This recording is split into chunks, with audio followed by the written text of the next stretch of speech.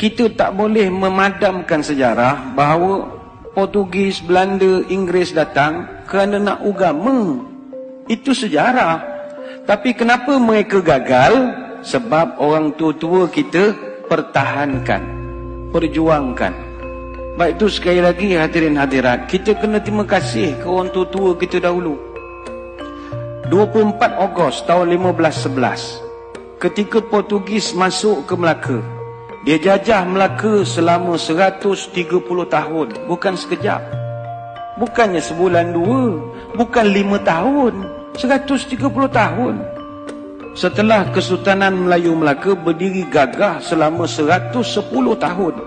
Kuat dah, kita baru 62 tahun. Jangan act lah, jangan act sangat. Melaka yang sebegitu gagah 110 tahun tombang dengan Portugis, dijajah pula 130 tahun. Tapi adakah orang tua-tua kita ketika Portugis menjajah itu mereka pakat tidur beramai-ramai?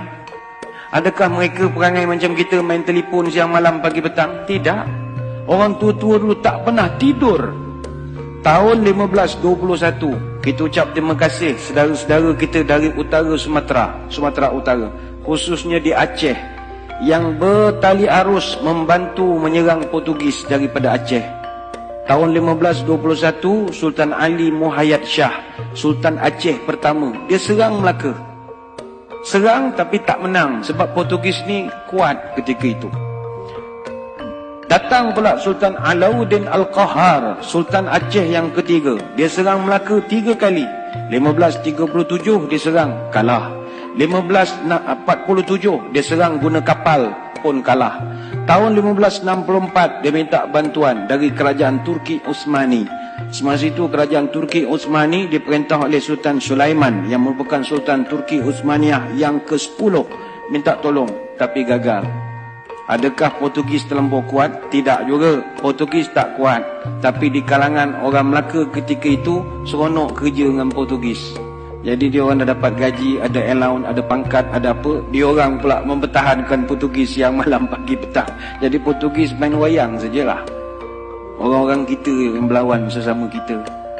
Kemudian Sultan Ali Riayat Shah, Sultan Aceh yang ke-9, serang Melaka 3 tahun berturut-turut. 1573, 1575, 1577. Tapi tak menang, pembelot ramai. Sambung balik Dik Sultan Iskandar Muda, Sultan Aceh yang ke-12. Dia serang 2 tahun, 1615 dengan 1638. Hasil daripada serangan demi serangan bertali arus, akhirnya Portugis lemah. 1641, Belanda datang. Bila Belanda datang, orang Aceh dah penat dah menolong. Orang tempatan masih lagi seronok dengan baju uniform, dapat apa komen seronok, dapat jadi pegawai kerajaan, jadi orang pencen. Tak ada dia berjuang melawan Belanda dah. Belanda datang tahun 1641, kita ucap terima kasih lah kepada saudara-saudara kita dari Makassar, Bugis. Orang Bugis yang banyak menolong kita. Orang Belanda datang jajah Melaka Johor berapa tahun? 183 tahun. 183 tahun. Datanglah orang Bugis tahun 1782 sampai 1784, yang itu memang serang habis-habisan. Maka dicatatkan dengan tinta emas dalam sejarah negara. Muncullah satu orang pahlawan terbilang, marhum Raja Haji Fi Sabilillah Ibni Daing Celak, yang digelarkan marhum Teluk Ketapang. Bagi tuan-tuan di Selangor, kena kenangkan marhum Raja Haji Fi Sabilillah.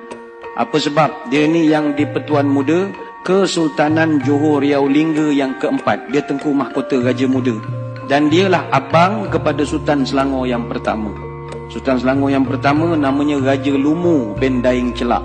Raja Lumu ni ditabalkan dengan nama Sultan Salahuddin Shah, memerintah Selangor 1745 sampai 1778. Kenapa adik dia yang jadi raja? Abangnya mangkat awal. Kenapa abangnya mangkat awal? Mangkat di Kota Melaka 19 Jun tahun 1784. Umur baru 57 tahun. Ketika jenazahnya ditemui, tangan kanannya memegang kitab Dalailul Khairat, tangan kiri memegang badik. Dia lawan Belanda sampai ke Kota Melaka, tapi akhirnya gugur menjadi seorang syahid. Kenapa mereka ni berjuang berhabis-habisan? Nak pastikan orang putih, jangan kau nak tukar agama cucu cicit aku. Itu aja. Itu dia dari Makassar, apa kena mengena dengan Melaka? Ukhuwah Islamiyah. 1786 Inggeris datang ke tanah Melayu. Mula-mula dia datang masuk ikut Pulau Pinang. Dia masuk Pulau Pinang, dia tukar habis sejarah Pulau Pinang. Dia dakwa dia pula yang membuka Pulau Pinang. Apa benda dia pula membuka Pulau Pinang? Ingat kita ni tak reti yang buka negeri agaknya. Maka terpadamlah sampai sekarang sejarah sebenar pembuka awal Pulau Pinang tahun 1730. Siapa yang buka Pulau Pinang tahun 1730? Datuk Jenaton. Datuk Jenaton ni atau nama sebenarnya Jenan bin Rajo Labu bin Rajo Gandam bin Rajo Manguyang, dari Gunung Sahilan bin Rajo Kuoso bin Rajo Bakilap Alam Bertegak Gelar Tungku Bagaiwang yang pertama, Raja Alam Minangkabau. Mak dia putih sangat Indo dunia. Orang Pagaruyuang, orang Sumatera yang membuka Pulau Pinang. Tapi sejarah itu dipadamkan dengan kemasukan Inggris. 88 tahun kemudian dia tipu pula orang Melayu. Tahun 1874 menerusi perjanjian Pangko yang penuh dengan muslihat. Akhirnya orang putih jajah negara kita berapa tahun? Bukan 10 tahun, 117 tahun.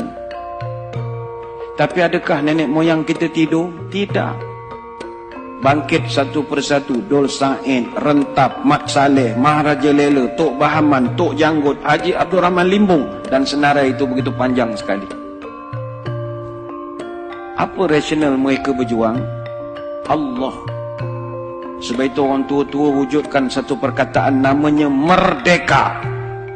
Merdeka ini simbolik daripada huruf mim, ra, dal, ya, kaf, alif. Merdeka.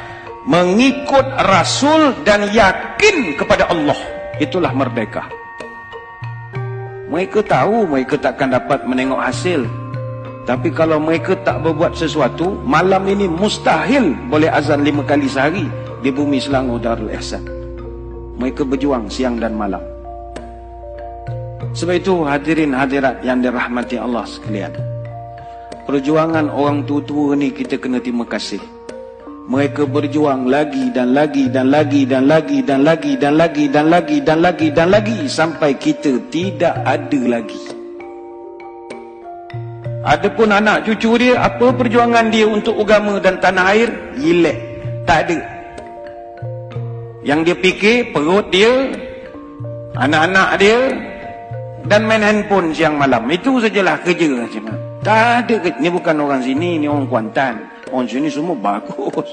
Sini semua fikir masalah umat semua. Kang keluar video marah pula orang Kuantan. Orang Afrika. Kang kena gam pula Kuantan kang. Orang Afrika. Maka sewajarnya sebab kita sebagai generasi selepas merdeka, hayatilah semangat pengorbanan ini. Habis nak korban apa lagi Ustaz? Semua dah okey. Saya kerja pun dah pencen. Anak pun dah kerja masuk universiti. Nak berjuang apa? Marilah kita pertahankan kemerdekaan ini, khususnya mempertahankan kesucian akidah ahli sunnah wal jamaah. Sekarang ini zaman cabaran kita gugat akidah. Itu lain. Kalau dulu orang nak cabut akidah, kalau sekarang ini dia goyangkan akidah. Inilah perkara yang pernah disebut oleh baginda Nabi SAW. Badiru bi'amal fitanan kaqtita'il layl muzlim.